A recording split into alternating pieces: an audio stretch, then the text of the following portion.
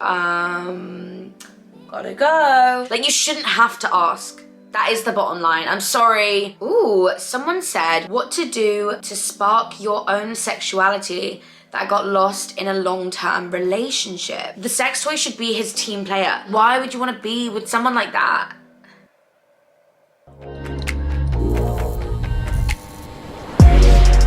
Guys, I am getting there in terms of turning my room into like my marshmallow, pinky, creamy dream.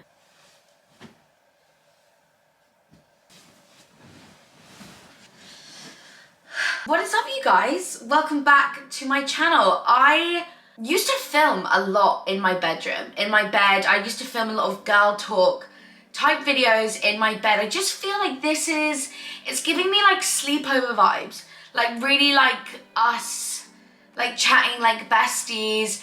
And not to mention, it's been a while since I've done a girl talk video, period. Like, I've seen so many of you guys DM me being like, I miss the girl talk videos, I miss the girl talk videos. And without giving too much away, it's making me more excited for season 2 of my podcast, because we may or may not be doing like a girl talk type twist on my initial concept. You guys will have to wait and see, But for today's video, as the title suggests, we are gonna take it back old school. We are gonna have a full-on girl talk video. I'm gonna try again and make it a long video. You guys seem to really like my first video back of 2022. It was literally nearly an hour. Long videos can be a little bit hit and miss. Some people just find them so incredibly boring, and some people really love them, like have them on in the background or just are really engrossed for like an hour, like an episode of your favorite show. So that's what we're gonna do today. I've got my cuppa, I'm in bed, I've got the lights on. I might turn the lights off in a minute. And am I too far away? Should I zoom in a little bit? Like, I'm not sure. Is this like too far away? Maybe I'll come and sit a little bit closer. But before we jump into all of your guys' submissions, which by the way, was a lot. I can tell this video was massively overdue by the amount of questions that I got. Like, it literally, if I go on the questions box, I don't know if you can see, but like, I cannot stop scrolling. Like, the end isn't to be found. So I'm gonna go through as many of these as possible. Just wanna give a disclaimer. This is just my advice. I'm obviously like not a professional. I just try and give the realest, best advice I can. The best advice that I would give if you guys were literally in front of me, like a real bestie in real life. I still think of you guys as like all of my really close friends, but you know, that kind of advice, girl to girl. Bestie to bestie, like it's that kind of thing. Or should I just sit like close like this for the whole video? I'm not looking like the best. Oh, this is better, isn't it, guys? Maybe I'll get back under the covers, you know, when I'm actually going to bed. But this is a little bit better. Anyway, I just quickly wanted to shout out the sponsor for this part of the video, which is my fave. It is Case-tify. You guys know I'm obsessed with Case-tify cases. I love them so much. And this month, I really want to talk to you guys about their new Ultra Impact compostable cases. One of the things I've always loved about Case-tify is that they're always trying to become more and more sustainable. And these compostable cases are literally that. These are 100% compostable. They're made from a bunch of materials that when you know, dispose of this or you break it down, they leave no toxins left behind. They kind of like break down into, you know, naturally occurring minerals that we've already got. So much better for the environment, but we've still got the whole benefits of the Ultra Impact. So you can still drop it and it's not gonna break. I think they're drop tested up to 4 foot, and they've got the shock absorbent corners, which I really love. I feel like that's what makes the difference in feeling like ultra protected. And just like all the, like a lot of the other Case-tify cases, you can still customize them. I've currently just got on a plain black case, which I don't know, it just looked pretty chic, you know, and you know me getting things dirty, like I just love this, so chic. But I also have been loving this one at the moment. It is electric blue, and you can see it says like rach at the bottom. I love this color. Like, I feel like this is just like a statement in itself. I also got a lilac one with Rachel up the side. You can customize the font, the position, and like almost like the pattern of the text, like it's literally fully customizable. And then you can also get these compostable cases in the print. And I got this one. I'm loving black cases, but I thought this was so cute with like the moons and the stars on it, like really minimal, really chic. And just generally, these cases are just so much better for the environment. But I'm really loving this like shiny black case. But if you click the link in my description, which is www.case-tify.com/Rachel Leary, that link will automatically apply a 15% discount, and you guys can shop my faves and have a browse and customize your own cases. They make really great gifts for friends and family, and I'm always interchanging my phone case. I feel like your phone case is just as an important accessory as like a bag or shoes, you know, it always ties together. But like we're always on our phones, it's always out. So it needs to go with the fit, you know? So make sure you check out that link and make the most of the discount. But without further ado, I feel like I've decided, hang on, let's just like set the mood. Lights off. Guys, is this a bit better? I feel like oh, there we go. I feel like the light's just a bit better this way. Right? Right? I feel like yes. My giant fan is ruining my aesthetic. But gorgeous, gorgeous girls sleep with a fan on all year round.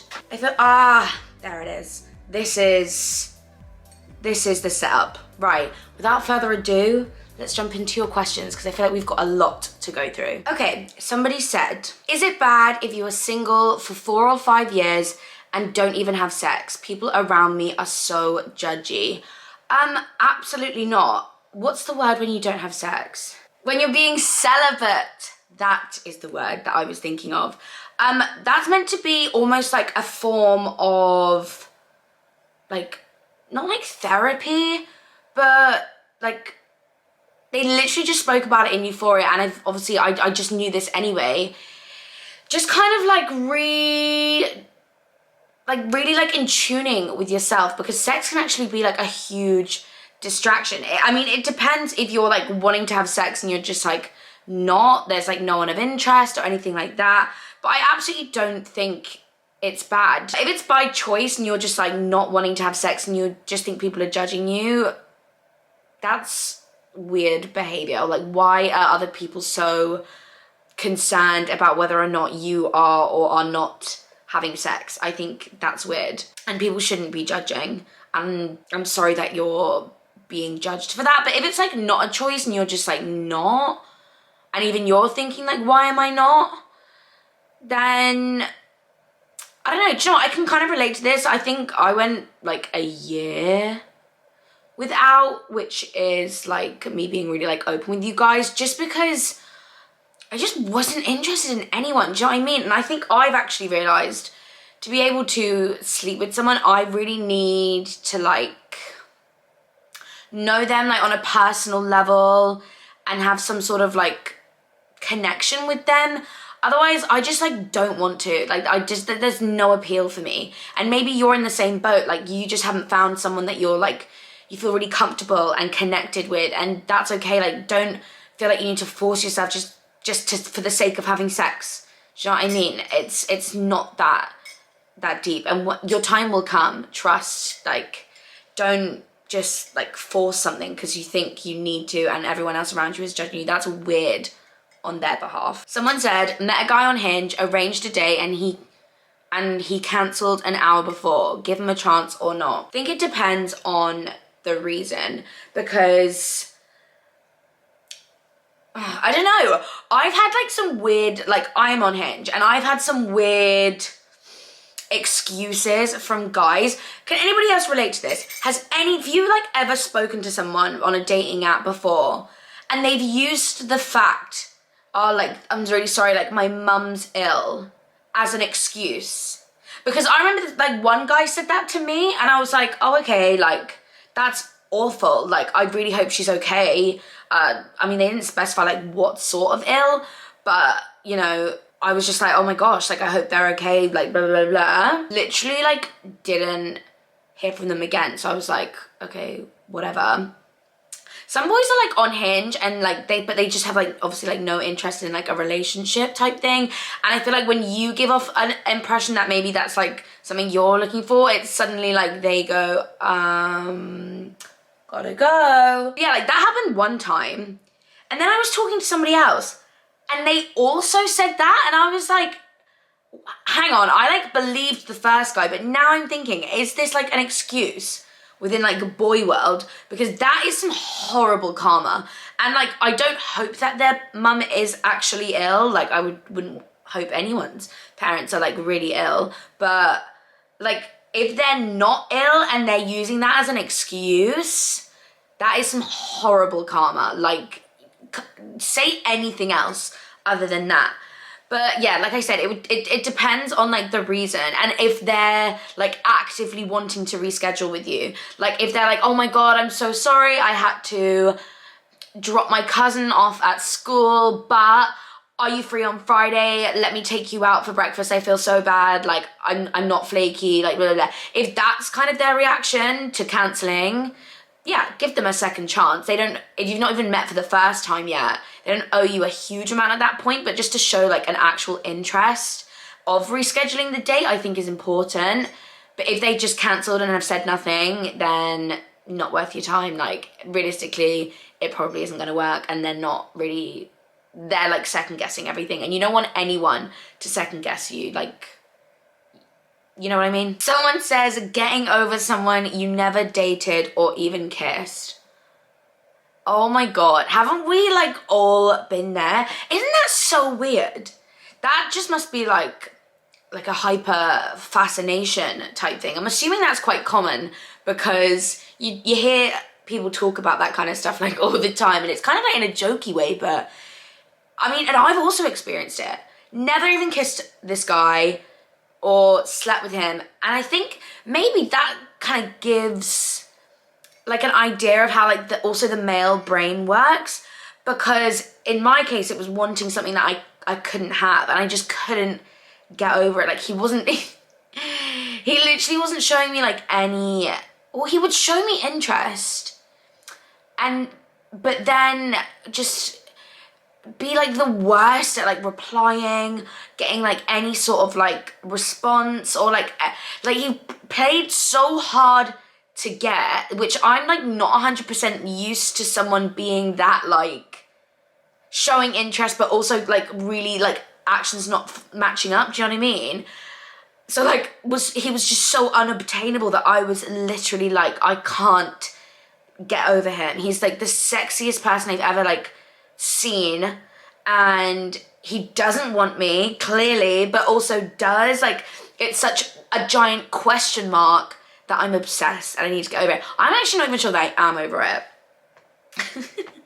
But like, so girl, I don't know, and if anyone does know, let me know. I guess it kind of depends on the circumstances. If they've like kind of shown an interest in you, so you've thought like, oh, maybe this could go somewhere, oh, but it's not the right time, like, so you're never really like making that next step. I think you need to just sort of like say that to yourself, like, this has been going on for like this amount of time and we have not progressed. You need like a distraction or something.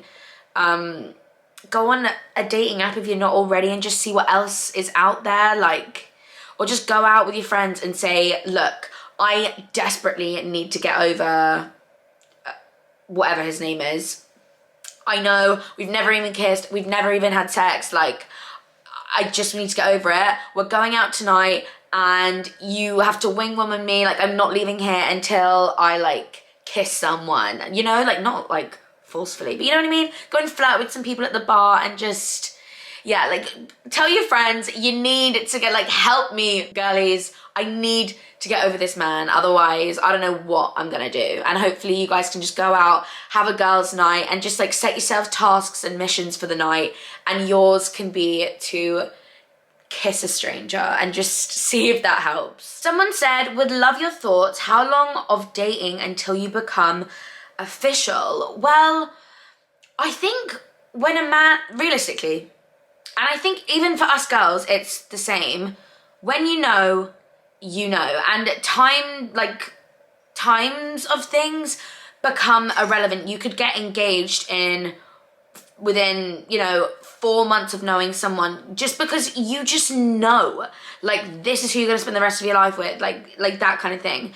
And I know some people are like slower at showing their feelings than others, but let's say like 3 months and you still haven't made a next step, that is quite a long time to really like still not be sure, because unless you're like only seeing each other once every like 2 or 3 weeks, I feel like if this is like normal dating and you're seeing each other like a couple of times a week, like getting to know each other and stuff, and after 3 months of like a couple of times a week they're still not progressing with you, it sounds like they're still looking for like other options, and you do not need to be treated like a backup plan, like in case they can't find anything better. Do you know what I mean? That's like the reality of the situation. Just think, if it was you and you were with a guy and you weren't sure on it, you wouldn't you'd keep prolonging the situation until like maybe it came up in conversation or like something, and you had to like really address it. Do you know what I mean? Like, boys sometimes just don't know how to vocalize that they're just like not sure, so they just keep stringing along, and then that's why it's like you shouldn't have to ask. That is the bottom line. I'm sorry, it is, and I think you know it is, and that's why you're like wanting advice, because deep down you know the fact that you've even had to ask that question probably means it's not gonna happen with that guy. I'm sorry to be the bearer of bad news, but it's probably not, because it's probably been a long time. And that is the tea. Somebody said, my best friend is in a new relationship and I feel like I don't speak to her as much anymore. She hardly ever texts me, and when she does, it's always about him. I'm starting to feel pushed aside and lonely because of this. What should I do? I can like definitely like sort of relate to that, especially when a lot of your friends are like in relationships and you're not.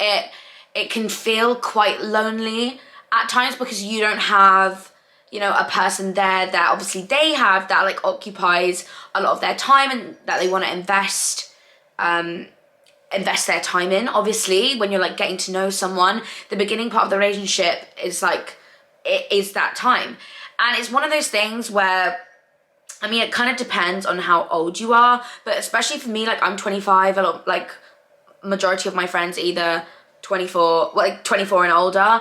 You're at the point in life, like when you get into a relationship now, this could be it, you know, like you never know.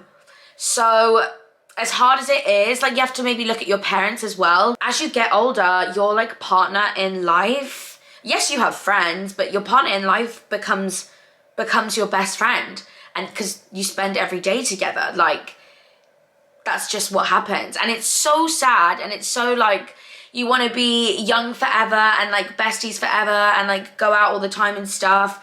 And maybe if you are feeling lonely, just like vocalize that. For me, I think that was an important thing to do, is just to vocalize that. I think as soon as you start to feel that way, say something. Otherwise they like, it sounds really like silly because you'd be like, why not? But like they won't notice, or like they won't really think it's a big deal, because like I said, they've got other things going on. It distracts them type thing, whereas all your like, well, not all that you've got going on, but when you're the one that's not in a relationship, you dwell on those feelings because, you know, you haven't got the other outlet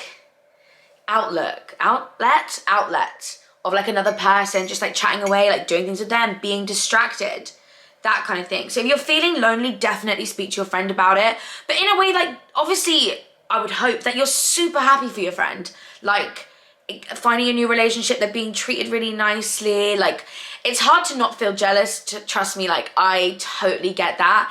It's hard to not feel jealous, but you kind of have to turn that jealousy into just like, I'm like, your time will come, just be happy for your friend, vocalize, you know, like, oh, it would be really nice to see you, like, you know, I don't want to stop like doing our things just because like you're like in a relationship, like I miss you, like that kind of thing.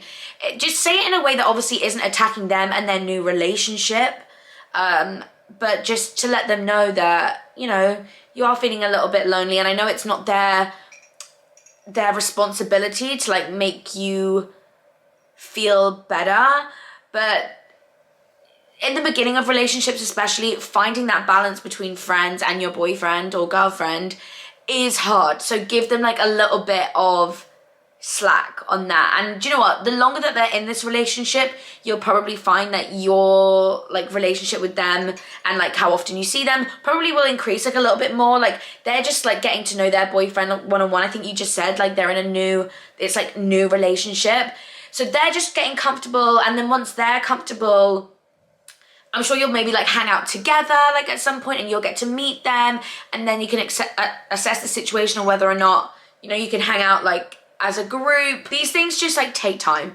And I know that right now it seems really like, oh my God, that's it, all of my friends have ditched me, like blah, blah, blah, blah. But trust, they're just like getting started, and then I feel like things will get back to the way they were. Well, I hope they do for you. Ooh, someone said, what to do to spark your own sexuality that got lost in a long-term relationship. That is a good question, because I feel like that's really common. I'm assuming maybe you've just got out of this long-term relationship and you're just like not sure anymore.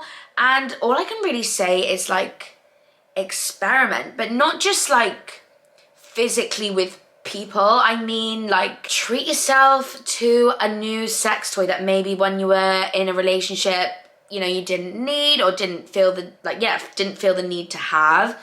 Like try something new. Go on a walk and listen to a sex podcast. Gorgeous, gorgeous girlies go on 10,000 step walks to listen to sex podcasts. Trust.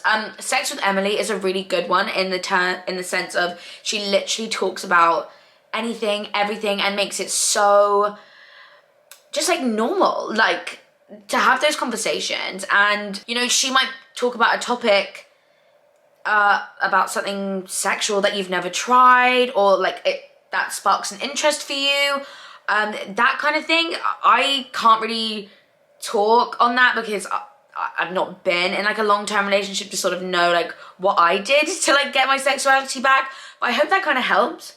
You know what I mean? Don't be scared to just like try new things. It's the whole benefit of being single now, is it not? Oh, someone said, how do I get comfortable enough to use a tampon?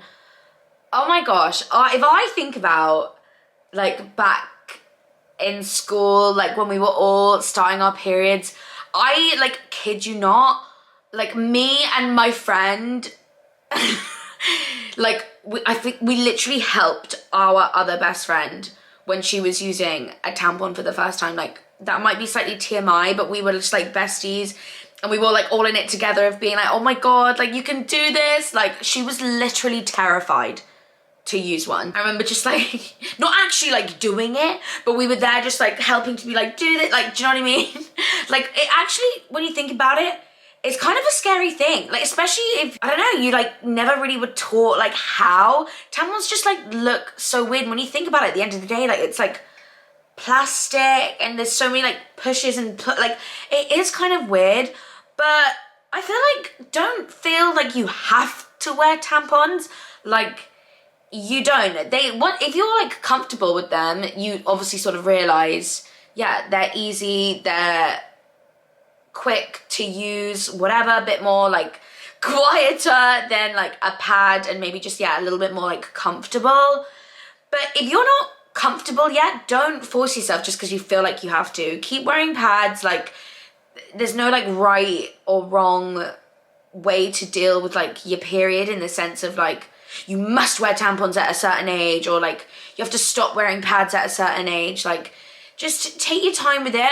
Maybe don't, actually I was gonna say maybe don't try if your period is quite heavy, but then I actually thought, do you know what, without again sounding like TMI, it's probably easier and more comfortable to use one when it's a bit more like lubricated down there, aka with, you know, blood and stuff. I'm just trying to like normalize it, but that's true. I generally feel like tampons work better like when it's obviously more lubricated down there. Otherwise it just is like dry and it hurts and it's uncomfortable. So obviously try it sitting on the toilet, like so you know you're in the safety zone. Don't try anything too like big or anything like that. Just the normal size. I actually think Tampax do one, and it's in the slightly taller box, and they're made of cardboard. I know that sounds really weird, but because you picture a tampon, you picture like the plastic or whatever, but it's in cardboard, and it means that you don't have to pull anything out. It's already pulled out for you.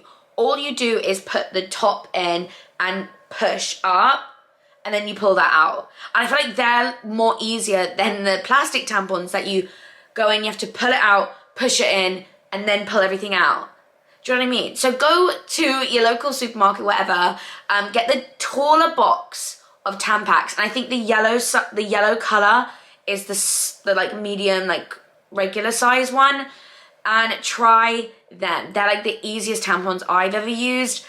So if you've never done one before without faffing about with like the plastics and stuff, they're just like really straightforward. So I hope that helped. Someone said advice on using sex toys with a partner or boyfriend. Oh, using sex toys with a partner, my boyfriend feels like it's degrading to him. I saw a TikTok of this guy saying like maturing or like growing up is realizing that, you know, a sex toy is your friend, not your enemy. Like, it's not meant to degrade you, it's meant to help you. Like, I don't know if he's just picturing him just sat there while you're using a toy on yourself, and that's why he's like, oh, it's degrading, whatever. He needs to understand, like, they're meant to be, like, the sex toy should be his team player. Like, he could use it on you and do other things at the same time. Like, if it's just a vibrator, like, use the vibrator, and then he can, like, do bits. Do you know what I mean? It's not meant to be degrading. It's meant to be his teammate. And it's going to be amazing for you. So if he's making it a him problem and like all about him,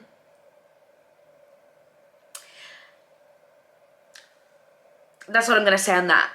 Because he needs to grow up a bit and realize, just like, explain it to him like that. But like, babe, like me wanting to use a vibrator is nothing, like, you know, it's not meant to degrade you. If anything, I want you to like use it on me. I literally want you to blow my mind, and a vibrator just takes it to that next level. That you like, just say like, you are amazing as you are, but like to take it to the next level, this is going to be your best friend. And like, I just feel like it would be amazing for both of us, like, because I'm going to be going crazy, and that should be a turn on for you. So that's how I would address that and bring that up. Guys, a lot of you guys are saying like how to move on from someone that ghosts you. I feel like that is like, it feels like it should be so straightforward. Like, when I say this out to you, like, when you're like, how to move on from someone that ghosts me, babe, he doesn't want to speak to you.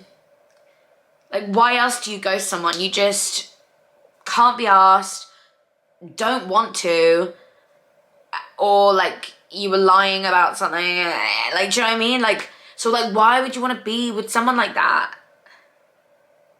On the Call Her Daddy podcast, they were talking about like something like this, and it's like, when you were younger, like when you used to want to be like friends with someone that like doesn't want to be friends, like, why would you want to be friends with someone that doesn't want to be friends with you? It's the same thing. Like, why would you want to keep talking to someone that quite evidently does not want to talk to you, like, has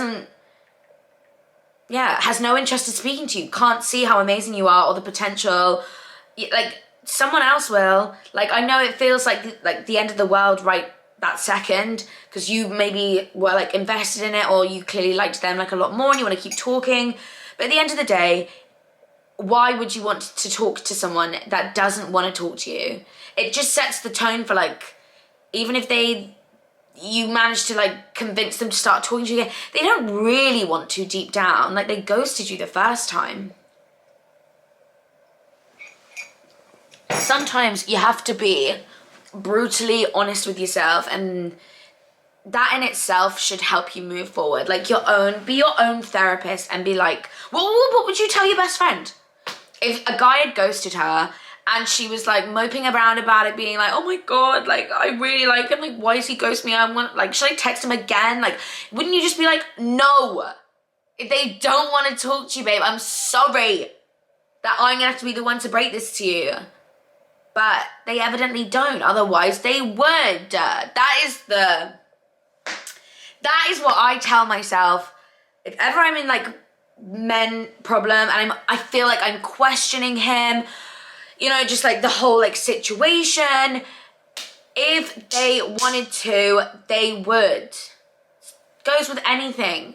And if they're not, and you have to ask, and you're questioning them, questioning the situation, you need to just tell yourself to get a grip, and like that should be the answer. Hopefully that helps. I'm sorry if that was like harsh and aggressive, but we, like us, God, wish we could just take this advice and it was easier done than said. But unfortunately, I know it's easier said than done. Somebody said, I don't want to be with my boyfriend anymore. It's been almost 4 years. I don't love him. You need to end that. Like, pronto. Because if you can literally, like, without even hesitation, you're saying, I don't love him. I don't want to be with him anymore. Don't waste any more of your time or his time. Like, you get one life. Okay, and I hate saying that because then it reminds me that we only have one life, do you know what I mean? Don't waste your time. 4 years is a long time, so I'm guessing it's like a comfort thing, it's just a routine thing, it's just what you're used to. But if you're generally like sat there being like, I do not love this person and I don't want to be with them, do both yourselves a favor and just end the relationship, and you just have to be honest about it. And well, not 100% honest, like obviously 4 years, you've obviously got like a connection and you've built a certain level of trust. If this is going to completely blindside him as well, then definitely you need to take it easy with how you deliver this message. But you just have to be sort of honest in a nice way. Like, if you need to tell a white lie as to like why, I think actually sometimes that's okay. Like, if you don't want to hurt their feelings. But yeah, you need to end that. You don't want to waste any more of your time, and you know it's going to be difficult, but rip off the band-aid, get it done sooner rather than later, because you don't want to be thinking, oh, like in 3 months maybe I'll see how I feel then. No, because once you fall out in love with someone like that, actually, like, it is it. Like, it's quite hard to like build that feeling back again. And you'll be looking like in 3 months, if you're still in the same position, you'll be like, well, if I just ended it 3 months ago, I'd probably be all right by now, you know? So sooner rather than later, girlie. I'm sorry that you feel that way, because it's hard on like the person that's being like broken up with, like, but it's so hard coming to that realization yourself of being like, fuck, like I'm just not in this anymore. And plucking up the courage to tell that person that is also really hard. So I don't envy you, but you've just got to do it because you don't want to waste anyone's time anymore. Someone said, how do you enjoy your own company? I absolutely love my own company. I also love being in the company of others. So I'm like quite grateful for that. But I think I'm just quite in tune with myself, and I love doing things that I really enjoy. So like cooking, making content, videos. Like, guys, making content is not just for like existing content creators, by the way. Like, if you like the idea of making videos, like even if it's just like Instagram reels or TikToks or something. Like, I've got a friend that's got a TikTok account that loves TikTok dances and dancing, and just like learns the dances, films them, and just puts them in his drafts like all the time. Like, never posts them, but just enjoys learning the dances and like sort of like feeling like you've like made some content. But like, you don't have to post, because I know the posting part sometimes is scary, because you know, you never know who's watching or anything like that. Or like even if you just make videos on your phone and it's you like vlogging like on your phone, like I don't know, like you don't always have to post. I always think like if you're a creative person as well, I think content is like, I love it. I'm a consumer of content. I obviously make content. I'm fortunate enough that making content is my full-time job. But I think maybe that's why I enjoy my own company, because I'm always like doing something, even if it's like just for me or like, and it's like filming or yeah, taking pictures. Like I love doing videos, and sometimes I don't always want to film a YouTube video, but that's why I'm always on like TikTok and stuff like that, and why those apps are so great. So I don't know, that's a way to enjoy your own company if you like are into the idea of like creating content. Like spend a day making like a really cool video, but like you don't need to post it. Like taking up a hobby, like I'm getting really into my cooking, and I love looking for recipes on Pinterest and TikTok and stuff like that. Having like real like self-care days, like sounds so cliche, but just like spending like an hour on your skincare is just so therapeutic and nice, and just like having a podcast on or listening to music, just things. Yeah, I don't know. I don't really know like what else like or like advice to give on like enjoying your own company, but it's just finding things that you love to do and doing them, even if it's putting your headphones in, going for a walk, and just telling yourself, I'm just gonna find the nearest coffee shop near me, take like a book with you, like yeah, treat yourself to a new book, go read it in the park or go read it at a coffee shop, and just like sit and or yeah, I don't know, like all of these things. I hope these are like good ideas, but I feel like people think when people talk about enjoying their own company, they're just like sat, and that obviously just like from the outset is just like boring. Like why would you want to like just do that? But there's so many things you can do on your own that maybe like your friends like don't necessarily enjoy, but like you enjoy it and you can do it, so why not? Is that good advice? I'm not really sure, but for anyone that like wanted ideas of things to like do to enjoy their own company, I hope the ones that I've just listed help. I'm gonna do a few more because some of them are quite repetitive actually, and then I can save some of these for a part 2 maybe, or other things. Ooh, somebody said my best friend likes my ex-boyfriend. Now, this is weird. Well, not weird. It's a weird situation to be in, because obviously there's the side that is just like, there is like 3.5 billion men in the world. Why do you have to like the guy that I've been intimate with, I have history with, memories with, like had a connection with? Like, why them? Do you know what I mean? Like anyone else but them. And I totally see that side and like why it would be weird for you. And like obviously, especially if they actually did try something, for you that might just be really odd to be around. Do you know what I mean? Like that is weird. But then the other side of it, I'm just playing devil's advocate here, is you obviously cannot help who you like. And your best friend probably feels absolutely terrible that they have developed feelings for someone that you also had feelings for. Well, you would hope and think. And also, like, what does your ex-boyfriend know about this? Does he like her? Or does he think that's really odd? Does like that kind of thing? Because I always think, and when you hear about these, like this situation is not common, is it? Like you hear about these kind of things like a lot, like this thing kind of happens, and you have to kind of think like you and your best friend are probably very similar, hence why you are best friend. You've got things in common, not necessarily like looks wise, but yeah, like probably personality wise you're very similar, because that's why you're best friends. I can't really explain it. So your boyfriend obviously like liked you, but that's why it's not unheard of that like people's exes like their best friends, because you're really similar. Do you know what I mean? And then it's also the fact that he is your ex-boyfriend. Like, so it didn't work out between you guys for like a reason.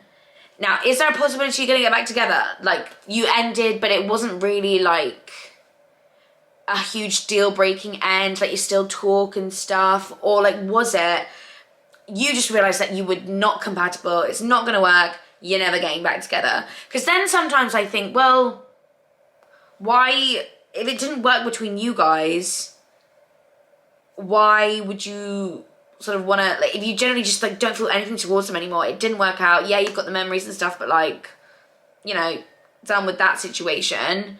If you're done with that situation, is it like a huge problem? I guess it's just like weird, especially when you've been intimate, do you know what I mean? To just like see your best friend now with them and like trying, do you know what I mean? But you can take the high road and the mature way out to be like, look, if it, like, I'm happy for you guys, like, you know, if it took dating you to like find the person that they're meant to be with, like that's such a like, horrible pill to like swallow. But you don't want to, they could be soulmates, you never know. It's a tricky one. But I feel like it's more on the weird side, and you just probably have to say like, look, you have my blessing to date him. I've obviously been and done with that situation, but I will not be able to hang out with you guys because for me, that will just remind me of mine and his history, and I just think that is, come on, like that is weird for me. So I hope you can understand. It depends how your best friend's going about it too. If they're being really shady and sneaky or whatever, then fuck them. Like, she's prioritized him over you anyway, so that wasn't a real friend in the first place. But if as soon as she's developed these feelings, she's come to you and been like, I don't know what to do, like I obviously want to talk to you first, blah blah blah, then you can tell the intention there is good. So it's just up to you on how you feel about it, in the sense of, do you want to take the high road, or is that just simply a no-go? Like, if she goes there, absolutely not. Just really think about how you feel towards him and like that kind of thing. You know, I'm sorry, I tried to be like devil's advocate there because like I can understand why that is such a difficult like position to be in, but also from both sides. So I hope that helps in maybe in a way to just like get like a different perspective on it. I would probably, yeah, I'd have to look at on how I feel about my ex. If there was a chance, if in my head I thought maybe in the future we will get back together, then obviously I would make that clear to my best friend, and if she chooses to go there, then that's a deal breaker for me in terms of our friendship. But if I actually look at them and I'm like, do you know what? I actually really like, don't like that guy anymore. Yes, it'll be a bit weird the thought of you guys together, but therefore like I'm just not going to be able to like hang out with you guys ever. And if they're okay with that, then who am I to stop potential soulmates? Do you know what I mean? So yeah, but I feel like again, one of those situations, it's easier for me to say I'm not in that situation, and if I was probably in that situation, I'd have a very different opinion on it. But I'm just trying to give some like real advice. Someone said, I've never had sex or a boyfriend. I'm 24, am I normal? Yeah, like society's time limit and like stages of life that we should have all of these things done are literally ruining the way that people think and have you questioning everything. I hate that. But no, like normal is like your life. Do you know what I mean? I've never had sex or a boyfriend, I am 24. Is that normal? Yes. Like, you'll probably feel like no because people around you are doing things at like different times and maybe have experienced like both of those things. But I'm 25 and I've never had like a very, long-term boyfriend. I've had like long-term like situationship, but that doesn't like count. Like, I've only really had like a boyfriend for like 3 months maximum, and I've had like 3 or like 4 in my life, and like 3 of them were in school. Like literally in my adult life, like not really either. Everyone is different. Sure, you'd think maybe you might have, but the fact that you haven't doesn't mean you're not normal. You know, like, I hate the word normal, like, because everyone's normal is different. Do you know what I mean? Some people have fucking sweet corn and ketchup with a roast dinner, and for them, that's normal. But I think that's not normal. Like, but who am I to say what isn't normal? Do you know what I mean? Like, girlie, like, don't worry, your time will come. There's nothing abnormal about that. You're just probably, like, in comparison to maybe people around you, going at a slower pace, but a slower pace isn't abnormal. Am I, like, saying that right? Someone said, is it bad to have sex on the first date? I feel like I might have answered something like this before, to say, I think realistically at the end of the day, you could have sex on the first date, the third date, 3 months down the line, the outcome is going to be the same, because most people make their mind up about what they want from a certain situation within like 10 seconds of meeting you. It's just like subliminally the way our minds work. I've seen people say, yeah, they slept on someone on the first date and then they got ghosted. If you'd slept with him on the third date, I'm sure he would have also ghosted. Like, it's just like what it is. But then I've seen people say that they waited like till it was like the 6th date, but then it was almost as if they'd waited too long, and then it just felt really weird, and that they were just like friends, and then after that they just she made the choice to like not even do it again. You know, like, every situation is different. I feel like when you're on the date, go with the flow, read the room, read the energy. If you feel like this is going really well, we have a lot of sexual chemistry, I would actually probably say, yeah, like, if it feels right on the first date, go ahead and do it. Because sometimes it built up sexual tension, and especially like if you then like start talking about it afterwards, sometimes the expectations are like so high of this person that it ends up being like bad. Like, it's a bad experience, and you're just like, fuck, I waited like 3 days for that. And then you're just like, I should have just slept with them on the first date and found it out for myself, or like not have that built up like expectation from each other. Like, just, yeah, I don't know. I feel like just go with the flow on the first date, and if, you know, all the boxes are being ticked and the energy feels right and you're going with the flow, and, you know, the situation presents itself, in the moment, do what you feel you are comfortable with. And if that's sleep with them on the first date, that is sleeping with them on the first date. But make sure you are protected and you've asked questions, because all it takes is one time for something bad to happen, all right? So if you're going to sleep with them on the first date, make sure you're being safe about it. I feel like that is a good one to end on. That is my impactful last message for you guys. But like I said, we had so many on there. I feel like I tried to give like some in-depth advice, which has actually taken up quite a lot of time of this video, but I always go back to those question boxes, and I definitely will when it comes to podcast. You will soon see. Don't ask me when, because I need to get my schedule together and sort it all out, but just to give you guys a little teaser of what might be to come. But I really hope you guys enjoyed this video. Like I said, I feel like I used to film a lot in my room with like the lights on. Like, old school rach is back, like the chill vibes in the bed. Let me know if you like these kind of videos, and I'll try to make sure I like continuously do them, because I love sitting down and chatting with you guys. And I don't think my advice is the best, but I do think I give quite good advice.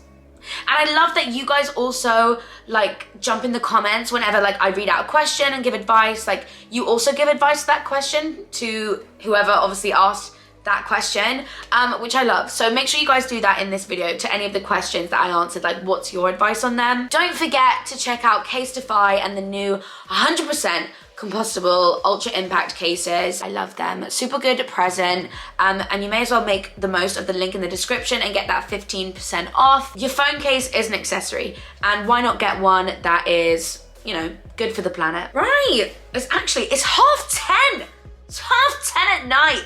I'm off to bed. I did just watch the new Euphoria though, guys, episode 2, and if you know about the first few minutes of that episode, You fucking know. Anyways, love you guys. I will see you in the next video.